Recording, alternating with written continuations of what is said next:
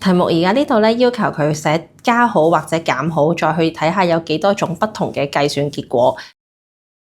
大家好，我係 Math Concept 大埔分校嘅中心主管 Priscilla。咁我今日會同大家一齊去睇翻 Math Conception 2025年小一級別答對率最低嘅5條題目。咁我哋首先一齊嚟睇下而家呢個第33題啊。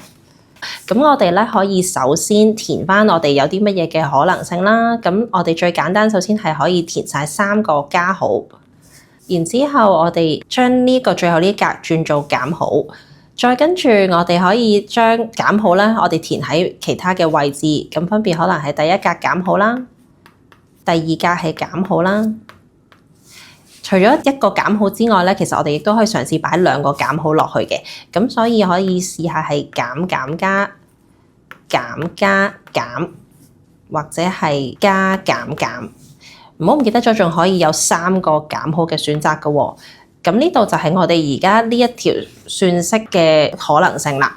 為咗方便大家睇啦，咁我會幫大家填翻晒啲數字落去先。好，咁我哋第一條算式啦，40加10加20加10，咁其實大家一睇都會睇得出咧，其實呢度嘅答案咧係80嘅。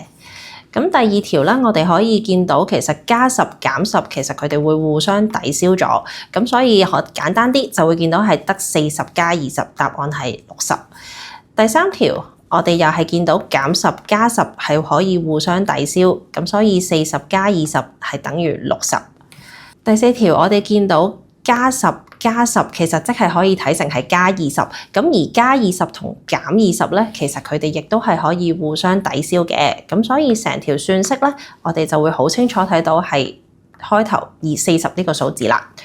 第五條又係減10加10可以互相抵消，所以答案就係40減20等於20。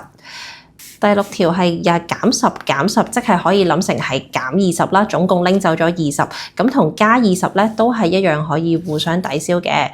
咁所以我哋呢度咧又係可以好快得知個答案就係40啦。呢度亦都係見到加10減10可以互相抵消，咁所以40減20等於20。40減10減20減10就係等於0。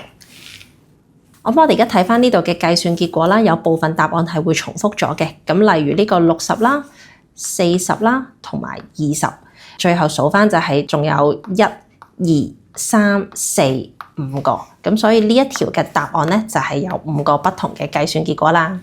如果大家想睇更加多嘅奧數題目，可以 subscribe 我哋嘅 channel。我哋下條片見啦。